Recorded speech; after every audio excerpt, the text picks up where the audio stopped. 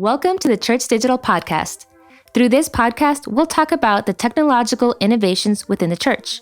But more than tech for tech itself, we'll address deeper questions. Is disciple making possible digitally?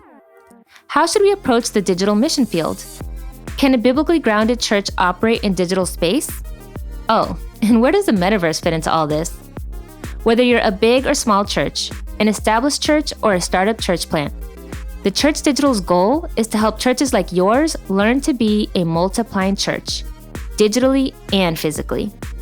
Our heart, that churches like yours would discover a newfound focus on disciple making that will revolutionize your church. And now, here's your host, Jeff Reed.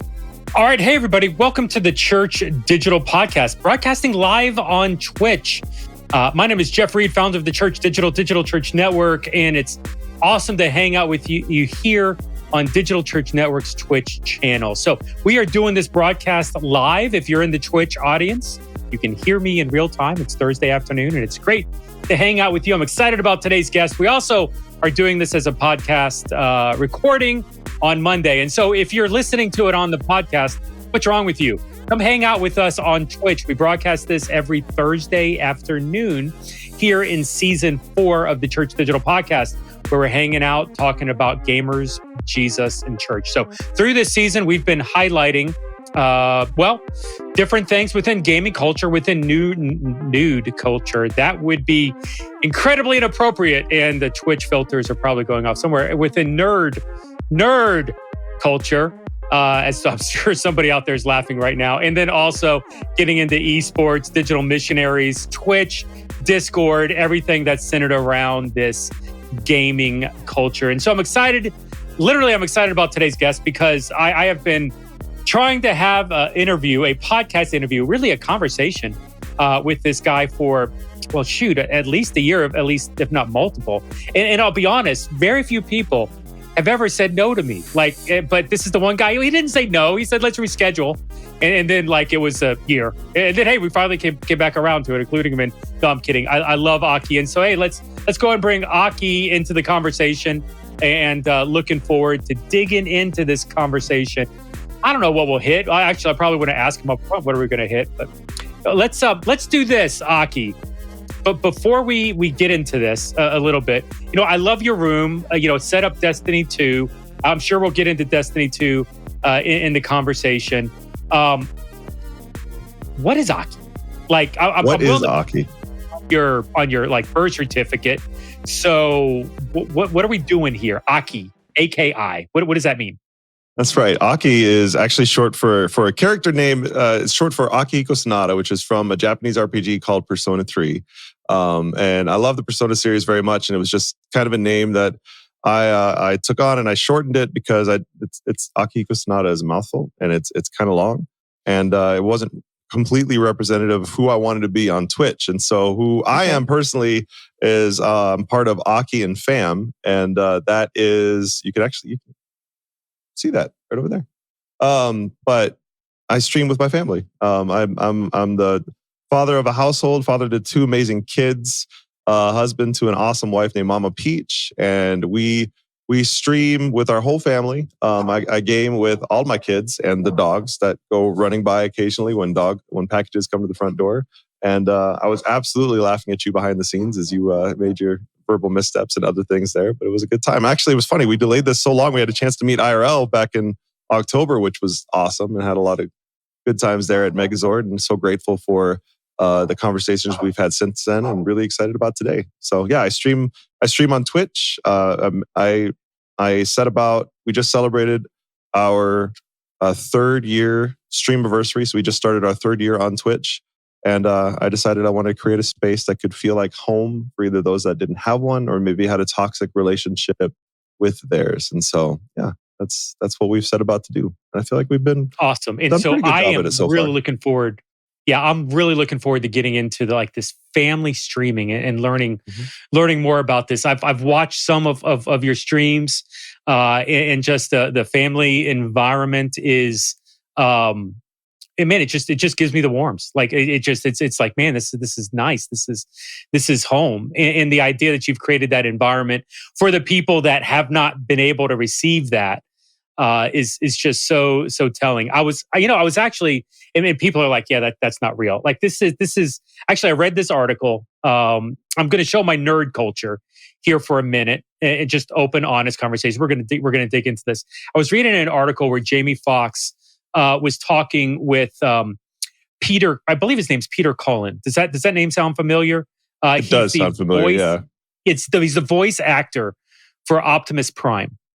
Like the guy who has been Optimus Prime, Peter Cullen, since like the cartoon in the 80s. He did the cartoons, the movies in the 80s. He did was it the Michael Bay stuff or the Bruckheimer, whichever one of those. Yeah. It was Michael Bay. The modern movies. Explosions. Yeah. And like Peter Cullen died just maybe pretty recent. Maybe past year. Yeah. And it's funny, they were in the middle of like a Netflix Transformers shoot, and they had to find another voice actor.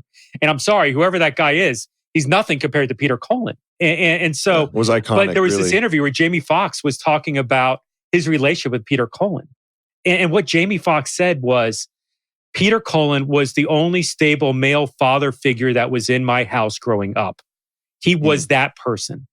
Not because he showed up in the house, but because he was on a cartoon.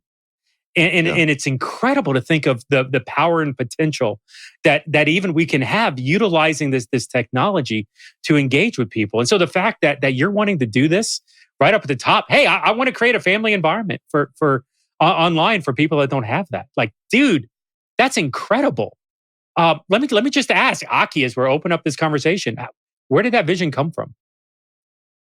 So I think for me personally, it just kind of came from the fact that, growing up, I was just going to be really vulnerable here. I didn't always have the best relationship with my parents. There was a lot of we weren't necessarily always encouraged to talk openly about our feelings and emotions and the things that we were struggling with and going through. And it's not. I don't think that my parents intentionally did anything wrong. I think it's just they were doing their best based on how they were raised. But as I've gotten older and as I've had kids of my own, I've realized that it's important for us to be open and honest and vulnerable about the things that we struggle with, because so often you'll find that other people are struggling with similar things. And when we bear one another's burdens in a way that can really honor Christ, I think it's so important, because authenticity breeds vulnerability. And when we are authentic about the things that we're going through and struggling with, about how life is not always, sunshine and rainbows and roses, and parenting's hard. Kids go through things, we go through stuff, life throws things at us constantly, that you're surprised about what you learn about how not isolated we are and how community can really happen online, and you can really feel, I think, Christ's love in a healthy environment, even just here on Twitch. Yeah. Authenticity breeds vulnerability. They don't teach you that in seminary, or maybe they do at this point, but that has been something culturally that we've seen change, night and day. And it's so hard for some of the, forgive the term, the old dog, some of the old school, to adapt and to understand that in weakness and showing weakness, there's strength, because you're able to connect with people at a far greater level at your weakness than by pushing and posing with your strengths. Yeah. Absolutely. So talk to me a little bit, because you're creating a family environment. We'll put links in the show notes and allow others maybe to get a feel for that. But describe for me a little bit, because I've seen there's already a joke in chat where Chino Mage is like, "Are you playing D2 right now?" Because evidently you're addicted to that game. That's all I ever see you play. No. He's talking about the wizard behind the curtain. That's who he's talking about. Oh, okay. All right. So I missed right into that. The wizard behind the curtain. Mark Lutz was that's a Twitch streamer skill right there, because I'm keeping up with chat while we're having a separate conversation, right? So there is you're a better I was actually I'm formally diagnosed with ADHD, and I always talk about how it's a superpower, but it's a blessing and a curse, right? So it enables me to keep up with chat while engaging in the conversation, and that is definitely something that is detrimental to gameplay. So I will say that our Twitch stream we're not all about like professional gameplay, but we are all about entertaining people, making them feel loved and valued, how Christ does at the end of the day. And so I open up every stream. Usually my wife is with me or my kids, and we spend some time in devotions and prayer, just trying to set the tone for the stream. But usually baby Aki, my son is sitting on my lap, or Peach, my daughter, is sitting beside me, and we hang out and we game together. And one of the rules that I created, actually, when I really wanted to be intentional about, I always want our stream to be safe and fun for the whole family, no matter who's there, no matter who's tuning in, no matter what we're doing. And so one of the rules I set really early on, and this is not popular on Twitch, as I said, we would never play an M-rated game on stream. And that's kind of a hard and fast line, because you think about some of the biggest titles in gaming, including Halo, Call of Duty, are technically M-rated. So over time, we ended up, we made some caveats to that rule. It was if the M-rated elements can be toned down or turned off, like in Call of Duty, you can turn off all voice lines, which is where your heavy language comes in. In Halo, you can be selective about who you play multiplayer with, because that's really where the M-rated elements come into play there.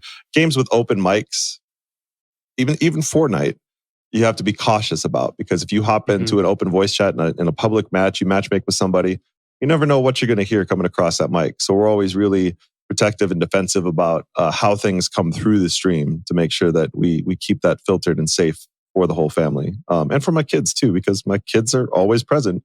And the wonderful thing about when you have your kids on stream with you is it generally lets chat know, hey, by the way, there's kids present. Let's keep things toned down, kind of be mindful about the things that we're discussing and the conversations that we're having. But that doesn't prevent us from grappling with some of the tougher issues. So yeah. Love that. Now, you're openly ADHD. Hey, like I'm not that good at gaming. Yet you're doing a ministry where all you do is play games. Forgive me. You're using games to connect with people to minister to them. Like I don't want to be this dismissive with that. Sure. But you're not good at games, or you're not the best. Like I feel tension. I've thought about it. Maybe I should stream, and I joke that I'm not relevant, going all the way back to like GoldenEye on N64. Still relevant. They just released a remake. Did you know that? They just released GoldenEye. So. Well, my wife still kicks my butt. My wife gets the sniper rifle and like hides out in the rooms where the one spot where you can't see her, but she can get the perfect shot. Yeah, like my wife and I almost broke up over Mario Kart back in the day. Mario Kart 64. Oh, yeah. Oh, no. I'm still the best at Mario Kart. Like, and even to the fact that like I school my kids, and that's right. A point of tension in I will say this. This is for the parents in the house. I've never let my kids beat me at a video game, because a lot of times you let your kids win. I've never let my kids win, because I'm like, if you beat me, I want it to feel authentic and earned. And that's just, I think that's an important lesson. And my daughter has gotten to the point where she can legitimately beat me in Mario Kart. And she celebrates that and rubs it in my face, which is exactly what she should do. Yeah. So, yeah. Do you feel tension? Like, hey, like I can't keep up with the big kids, even stuff like, you're not playing some of these games that are very popular. It seems like you're sticking with Destiny 2, which is a great game, but it's a game that's been around a minute. Like, how do you balance that? Man, I'm not the cool, edgy guy. I'm the family guy. So, and I think something that's important about that is, so D2, a community member of ours put it in a really good way. D2 is what is called our anchor game. But we still are kind of variety streamers. The very first game we ever played on stream was the original Final Fantasy for the NES, which was a game released all the way back in 1985. But with my son, I'm playing through Horizon Zero Dawn, for example. That's on Monday evenings. And then with my daughter, we play a lot of Destiny 2. Generally speaking, that's Tuesdays and Thursdays, but a new expansion just released. So we're playing a lot of Destiny right now. And then Friday nights are kind of community nights, and Sunday nights we're playing Final Fantasy 14. So we do play a variety of games, but Destiny is definitely our anchor game. And I will say that when it comes to Twitch and strategies and things for growth, variety is really, really difficult to really build a large community on, because generally speaking, when people come to Twitch, they're coming to watch a specific game. They're wanting to consume a certain kind of content. But for the first 2 years of our stream, Destiny was always kind of around, but it wasn't really a focus. We actually made Twitch partner doing mostly variety, playing a lot of different things, making a lot of different friends and people and folks who would come into stream and be like, I like this. I want to be a part of it. And so, yeah. And for those of you who are watching the podcast, to get Twitch partner, you have to average at least 75 or more people for a 30-day time period. And for us, we had to carry it for almost 3 months because we had to apply twice. So interesting. What are the benefits? Like I've heard Twitch partner before, but do you get like a free T-shirt? Do you get priority in the algorithms? Like what does that mean? So no real priority. There aren't a ton of tangible benefits. The number one thing you get over someone who is an affiliate or just a not at all connected with Twitch is you get what's called encoding. Every single stream that I have, I get encoding. What that means is people can watch at the high quality 1080p stream, or they can go scale all the way down to 160p, which is really low quality, easy for like mobile cell phone kind of consumption. That was actually the reason why I wanted to go for Twitch partner, because we have a wide variety of people and situations and internet connections, stability that can watch and consume our content. And so having that flexibility that anybody can tune in and plug in and be connected was really important. So you're a family streamer. You intentionally wanted a wide variety because you've got high end. You've got some minimal devices that I'm sure that are streaming. Although 180, 160, that's pretty low. It's pretty low. Talk to me about your audience. Like who are you engaging with? Is there a target? Like who are you seeing? What types of people? Like who's engaging with you in Twitch? Sure, and I'll say that the Megazord conference really helped me kind of hone in on my content. That was when I decided that I really wanted to minister and reach to the Destiny 2 community, and that's when I really decided to make it kind of our focus, our anchor game. So I really want to reach people who are playing Destiny 2. Maybe they play a few other things.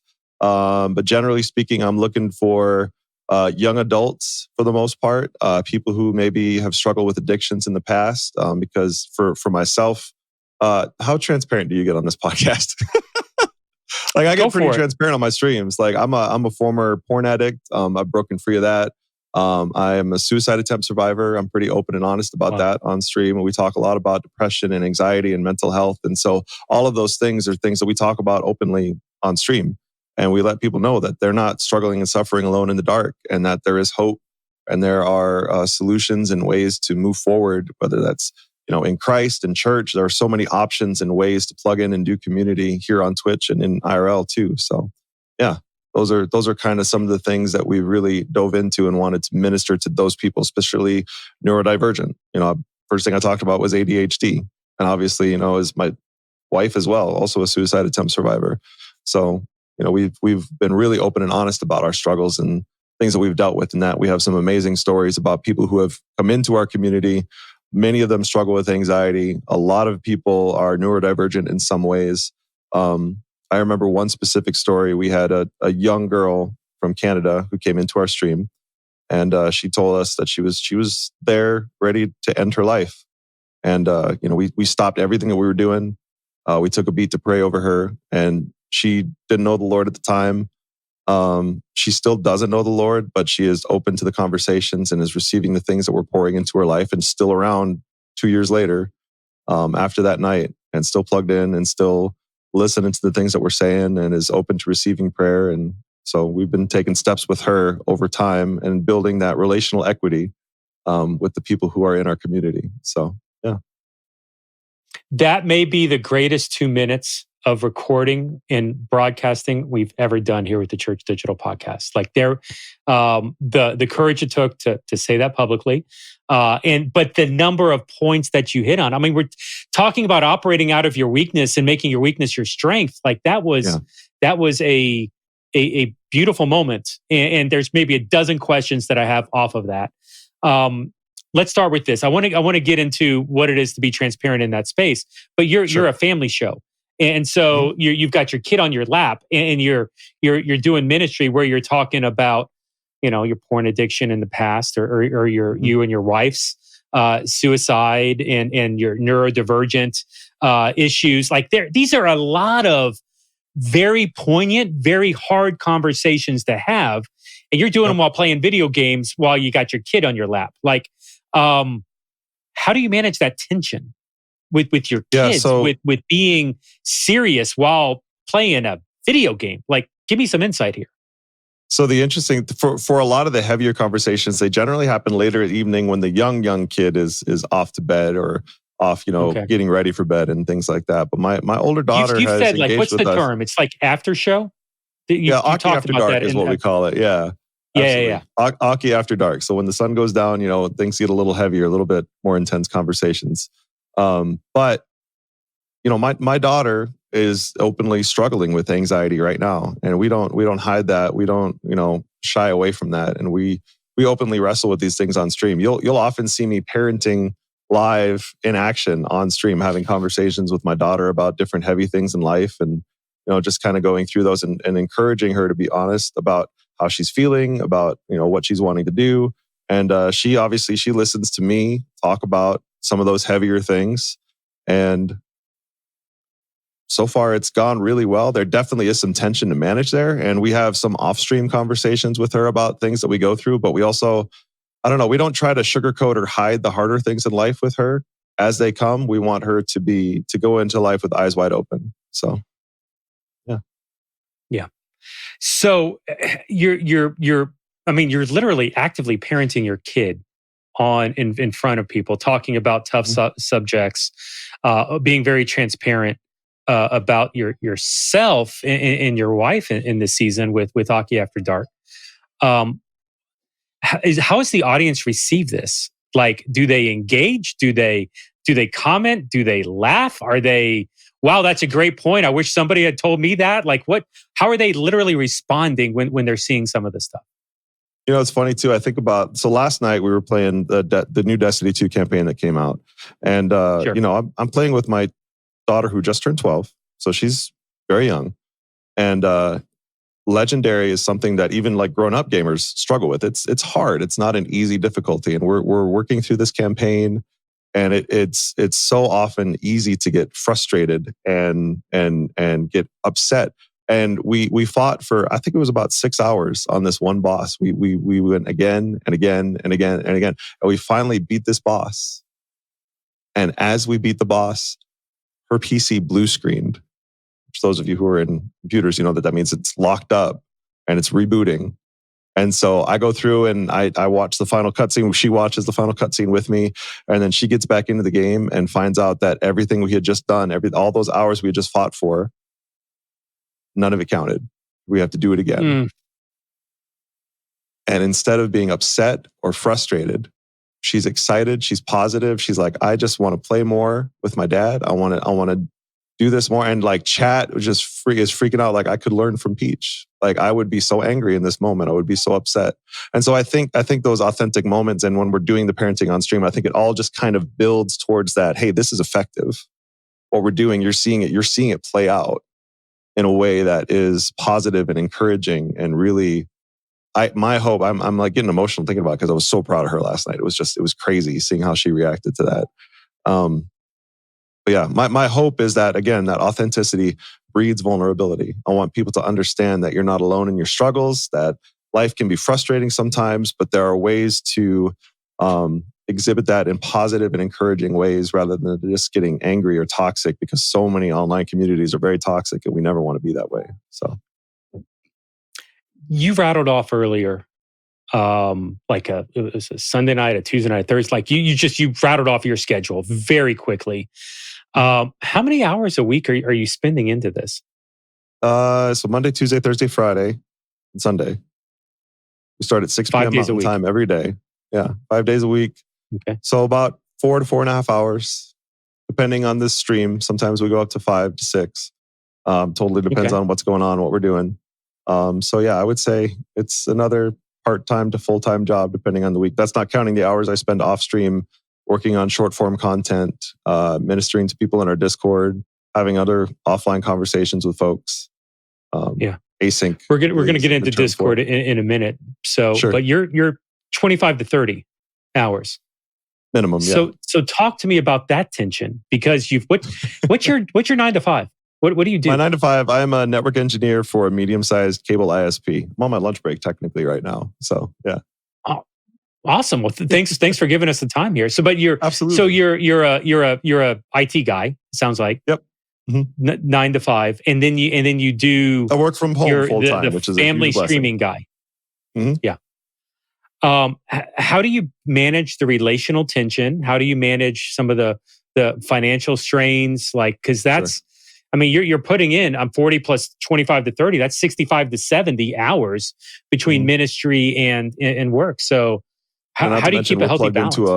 We're plugged into a local church here that we serve at too. My wife does cleaning of the church and children's ministry, and I run the sound and tech at church. So yeah, we do a lot. And I think the thing about it is the whole family is plugged into everything that we do. We don't go separate directions. The whole family's plugged into the stream. I'm here. My daughter is homeschooled. My son is in pre-K right now, but he'll be full-time kindergarten next year. But we're all plugged in together. We're all doing life together. We're all running in the same direction. We're not going different places, doing different things. So even sometimes I'll go clean the church for my wife. We make time on Saturdays. That's intentionally like a family day where we go and we do an activity together.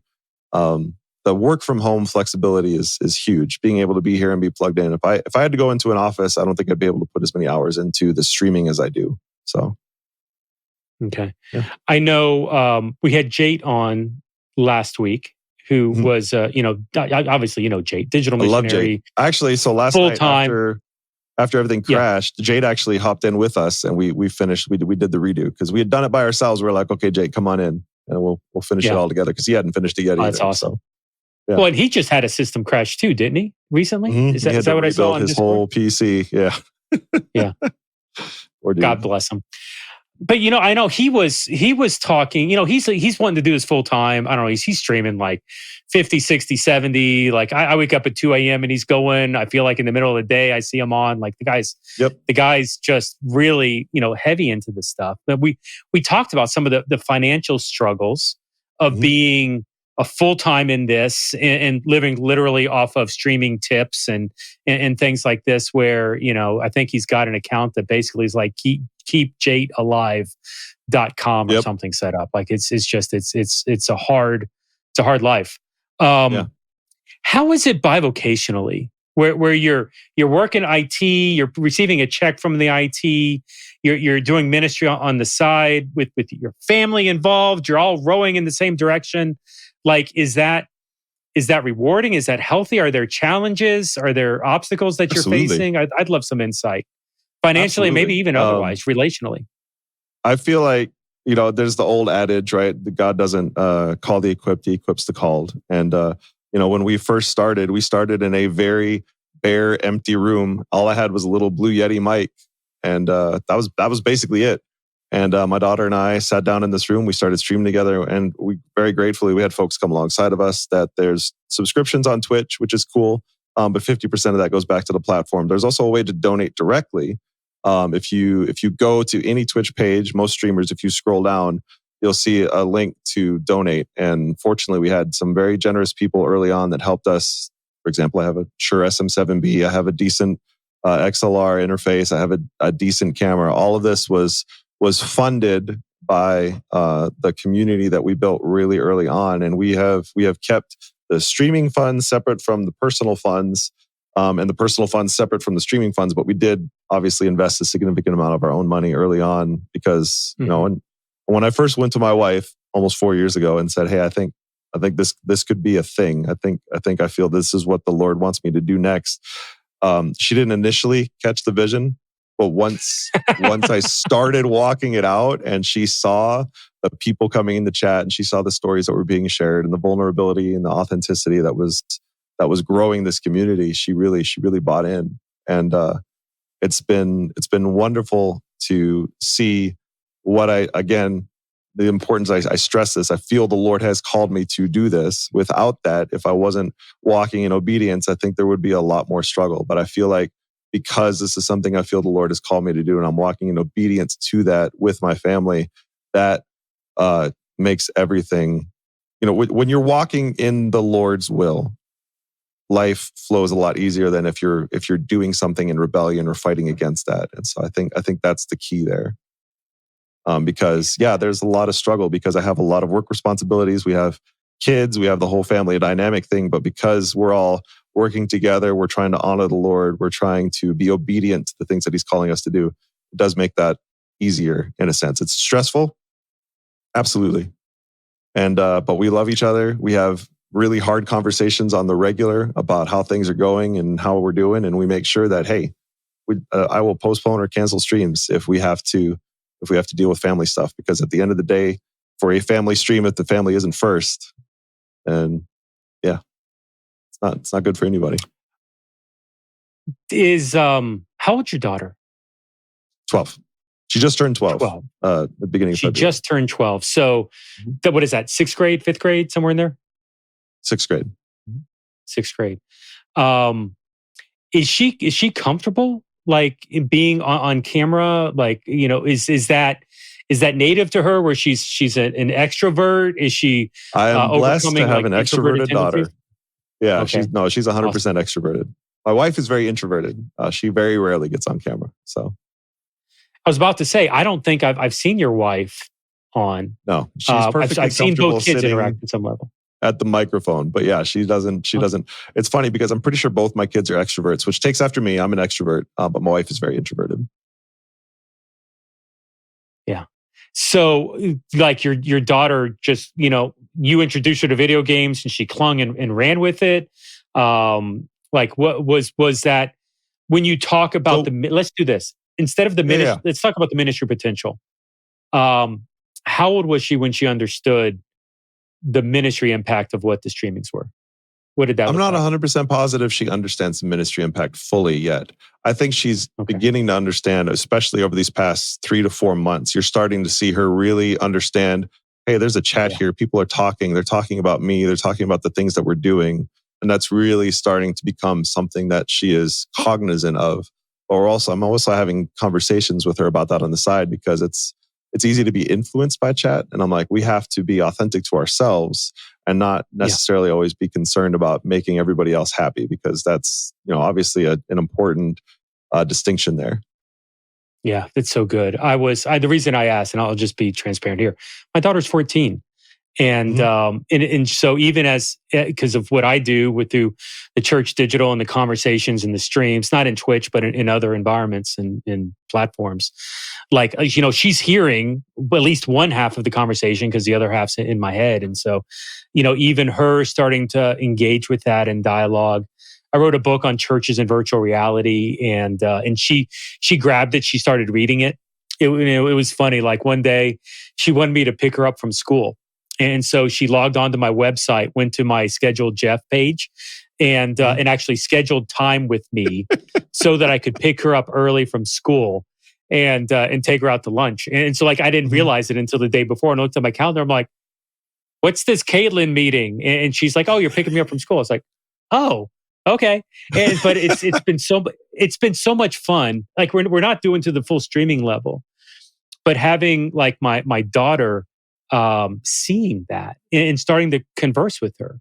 Like, it's so funny. I actually had this conversation with her. We were helping plant a physical church. I was running, you're a physical church tech guy.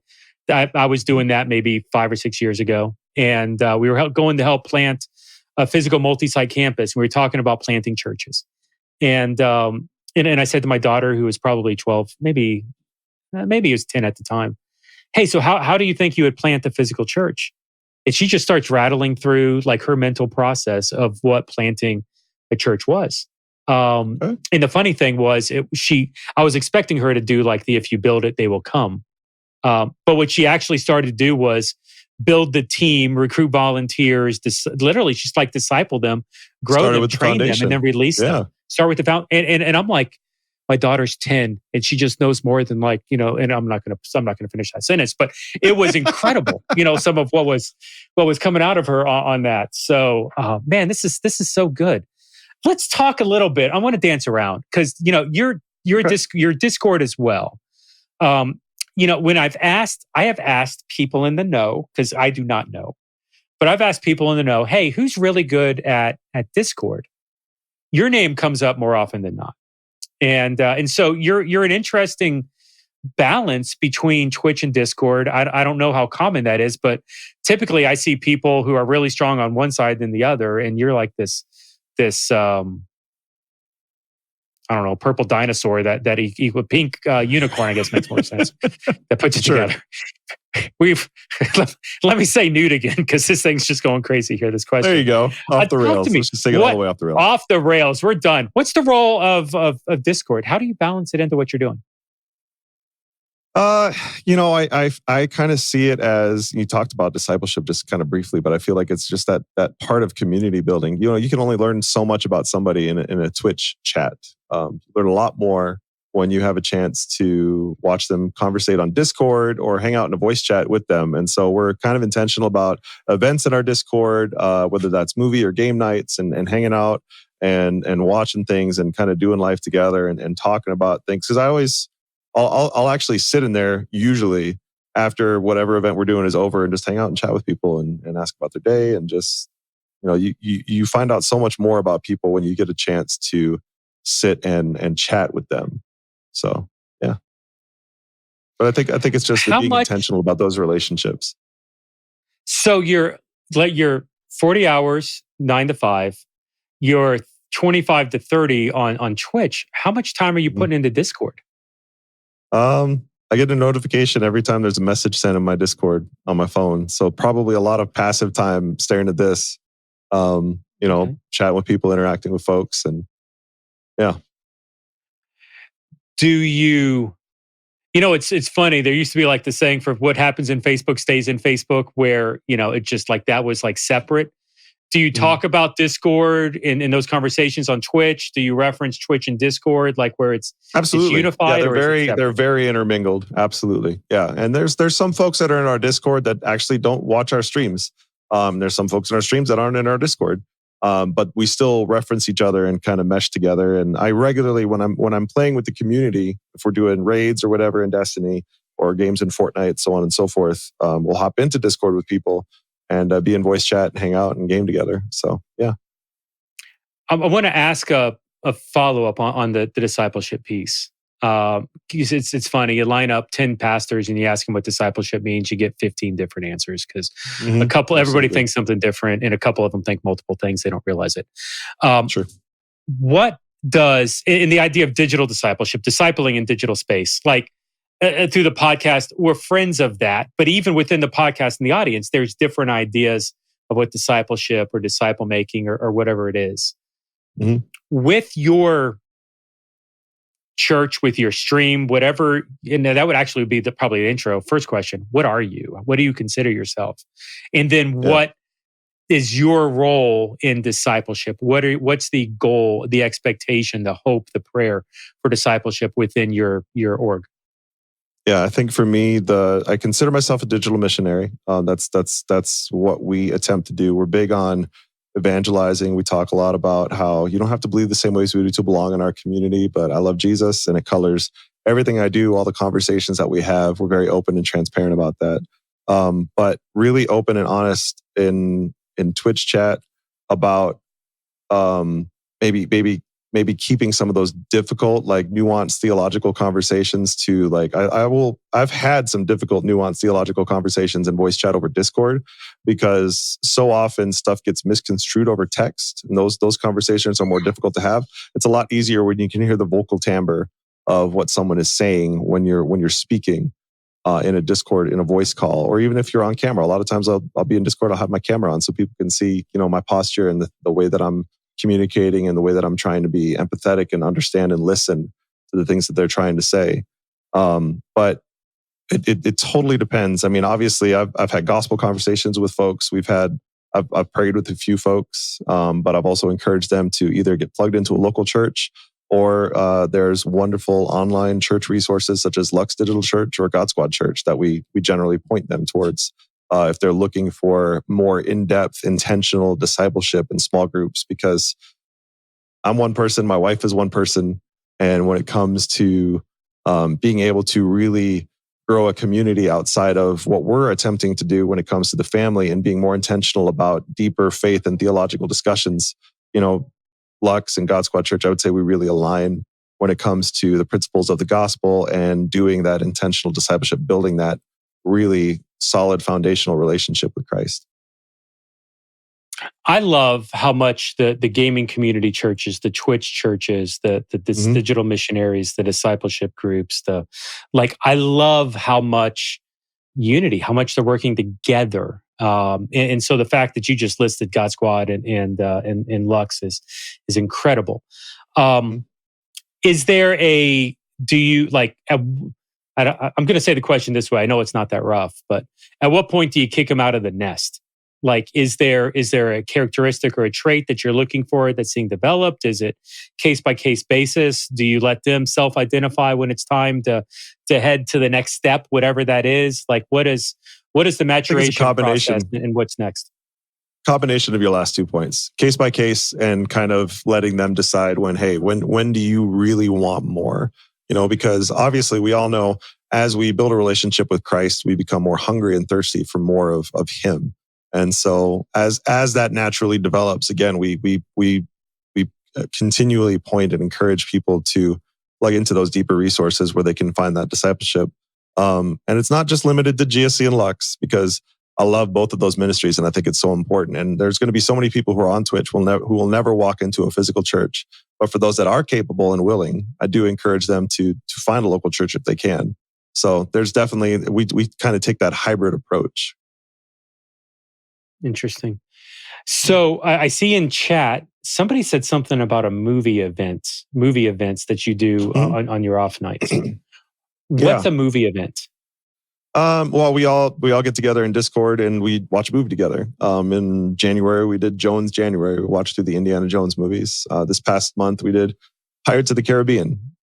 So we do different kind of movie series and sagas. And last year, we had a big event where we watched all the Lord of the Rings movies together. Those were marathons. Those were longs. But I do have some community members who are generally willing to run those events for me. The one that I dedicate to doing every week is on Wednesday nights or later in the evenings, we watch anime together.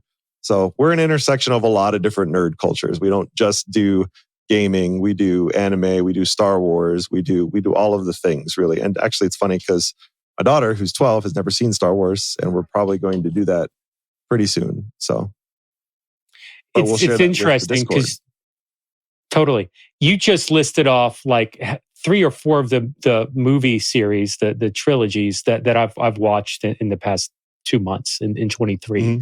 Like I've watched all the Indiana Jones. I've watched. I'm watching Star Wars all the time. Pirates of the Caribbean, I just kicked off the other day. So that's fascinating. So, but let me get granular. Someone is streaming that into Discord onto your server, and then people are coming in and they're doing text chat, voice chat while they're watching. Yep. Like what is? Yeah. So Discord is thankfully before Discord integrated this, we actually had a voice for the micless chat, which is for people who come in who don't have mics. Can type in text chat. But now, like in individual voice channels, there's a separate text chat thread. And so we'll have the movie up and everybody will be, there'll be a running commentary going as we're watching the movie. And we'll sit there and that's just a wonderful way. It's I'm not going to say like a mystery science theater effect, but you get to sit there and you have conversations about the movie while you're watching the movie together. So it's incredible. Now, I mean, in my mind, really cool. I'm like, is that licensing? It's like having a bunch of it's like having a bunch of friends over sitting on the couch and watching a movie. Yeah, it's like the the watch party feature, except you're using voice where most of that is text. Like that's, and so you're getting a lot of engagement. People are watching the stuff together and they're laughing, they're having fun with it. Absolutely, cool. Well, I mean, what another way to just build community and allow people to build community with each other through watching. That's really interesting. Flat Cap says his go-to movie would be Monty Python. I'm assuming, of course, that would be the Holy Grail. And I'm, of course, flashing to I'm Not Dead Yet. Yes, you are. No, I'm not. So thank you, Flat Cap, for letting me enjoy that moment with you. Very Just much. A flesh wound. Stuff. Just a flesh wound. That's right. Oh my gosh, I have not watched that movie. My degree in college was radio, TV, film.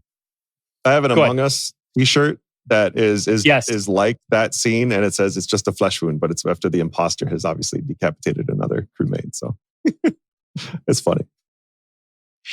So good.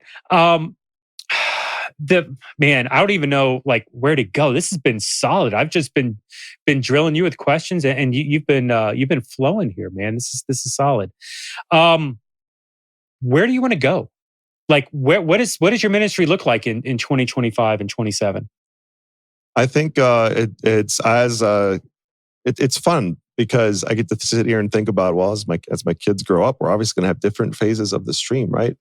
Peach has become a real gamer. Like she's really coming into her own as a gamer, and I see skills in her that could present as possibly becoming an esports competitor. Who knows? Who knows what the future holds for her? It's hard to say. Baby Aki, the wonderful thing about him is as he grows older, we recently, just this past summer, played through my favorite game of all time, which was Chrono Trigger. So I'll be able to share some of those epic, amazing games that I really, really love with them on stream, and age appropriate as they get older.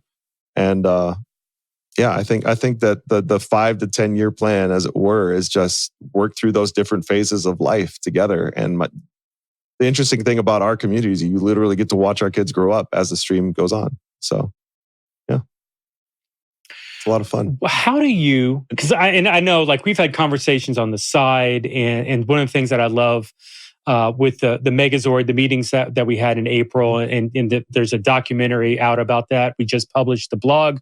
Mark, the tech guy, the digital pastor for Lux Digital Church, the tech person who almost accidentally just hung up on us and closed the stream. Thank you, Mark, for not doing that. Maybe I need to really find the new tech guy next week. But he and some others brought this group together, and there's this huge emphasis and push now within on multiplication. How do we train the next level? How do we multiply our ideas, our vision, who we are into others?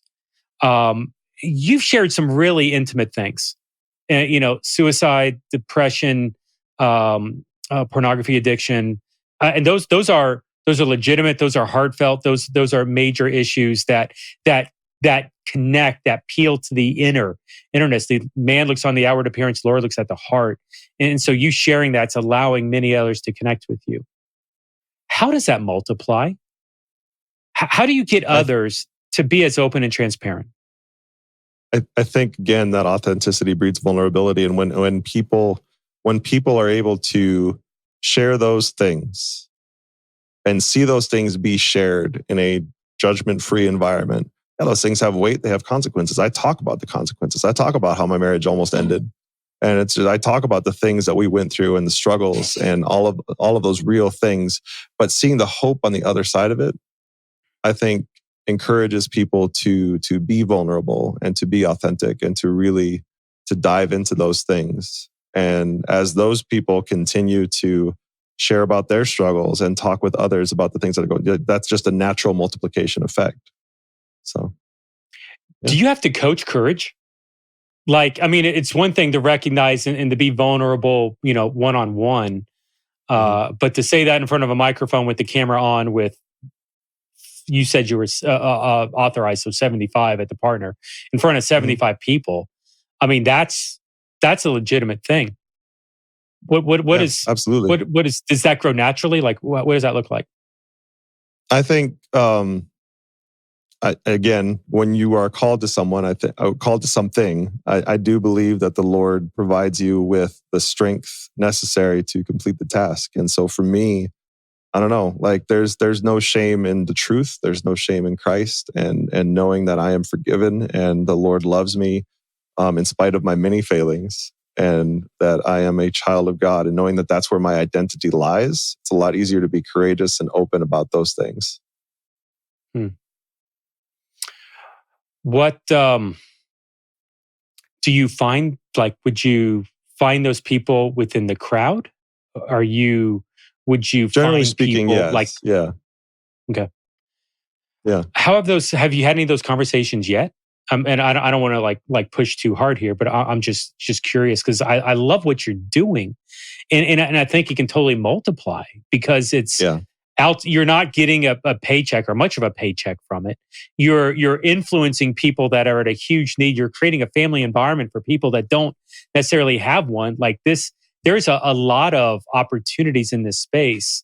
And I could see a lot of people being interested in doing something like this, whether connected to a church or not. So, like, Have you had any conversations like that? Are people open to the idea, or what does some of that look like? I haven't necessarily had any of those specific conversations yet. I mean, I've had a lot of one-on-one people coming to me and wanting to do things and wanting to get into this, and I've provided advice and encouragement, and I have seen some growth. I think it's still kind of the early stages for a lot of that, and so we'll see kind of where the Lord takes it. That's exciting. Yeah, just the potential. And when I look at gaming churches, when I look at digital missionaries, when I look at God, we have so many conversations along this path between Mark and Bubba and Jate and Jono with the esports, Jate with Digital Missionary, and now you. There's this huge potential. There's this huge opportunity to reach a different type of person. There's 3-point-something billion gamers on the planet. And it's not, hey, let's create a church for 1 billion people or even a church for 1 million people. Let's create, 1 million expressions of churches that can reach 30 or 50 or 100, whatever the math is there. I know that math is way off. Absolutely. But you at least see where I'm going. And so 100%. Reproducing some of the ideas here is totally a win. And so creating a home environment for the people that you are is great. And to reach 75, 100, let me ask you the question. When do you maybe lose control is the wrong word, but when does the thing get too big for you in your ADHD mind to keep up with? Like, where is it? I can't do this. I think the biggest thing is the stream, keeping up with the stream chat where we're at right now. I'm not at my capacity yet. It totally depends on how many people are talking at the same time. So often on Twitch, people aren't even necessarily chatting, but they are listening to what you have to say. And so I think that there is definitely scalability there. I think a lot of it depends on how many people, because we have some really good mods. We have some really good people that are running events. We have some really good help right now. That is going to have to grow as we grow. We're going to need people that are willing to run events. We're going to need people that are willing to continue to minister to people in the Discord. We're going to need people that are willing to moderate the Twitch chat. We're going to need people that are willing to. I have a guy, thankfully, that's in our community right now that has volunteered to do some YouTube editing for me on a pro bono basis right now. Because again, like you said, not a lot of money, but media editing is huge. Doing thumbnails, doing shorts, all of those things. There's so much that goes into this, and I'm fortunate to have people that are helping right now. That's going to have to grow as this grows, and people spin off and continue to do their own ministries. They're going to need people to do that too. So all of that goes into that.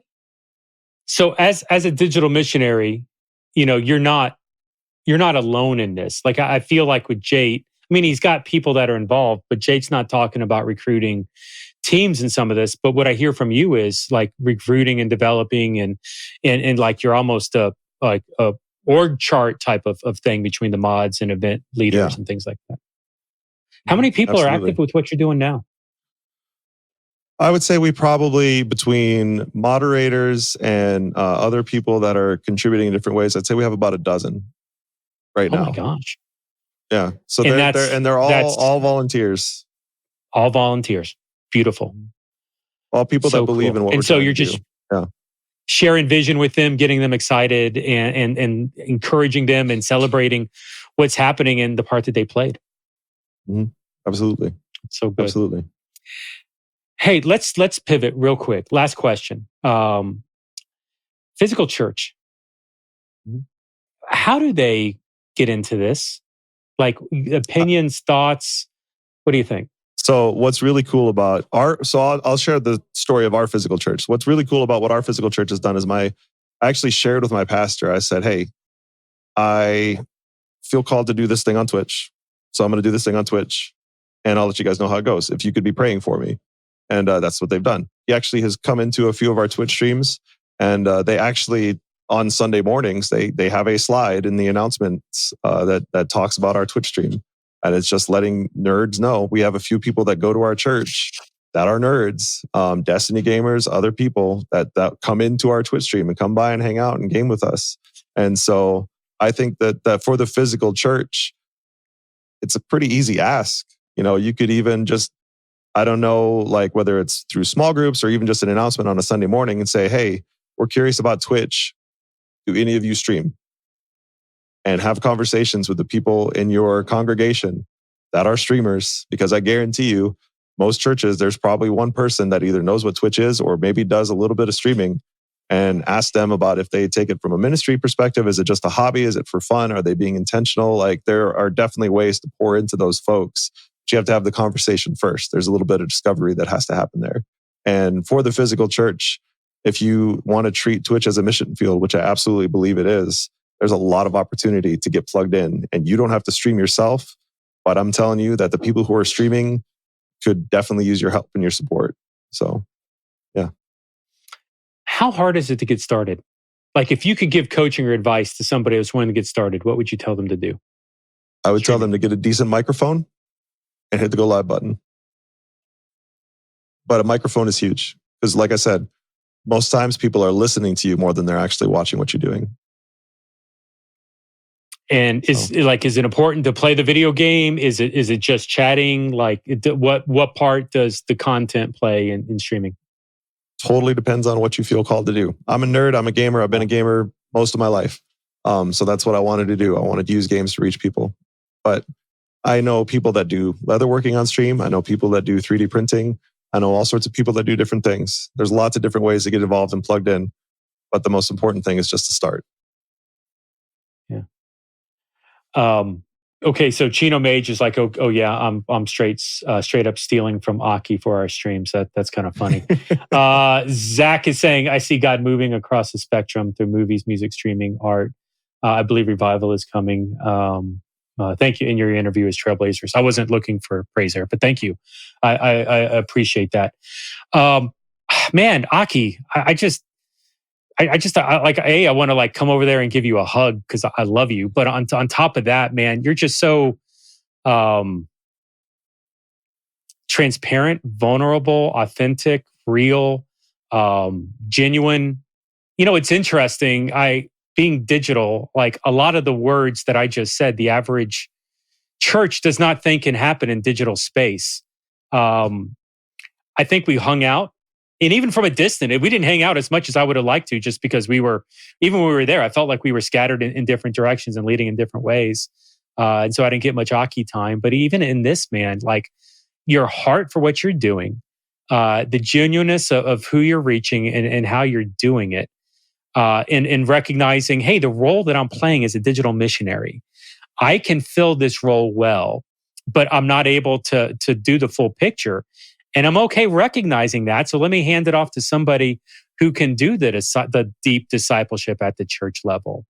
Like the fact that you're even okay with that and partnering and working with others is so good. And so, man, I want to thank you. I want to thank.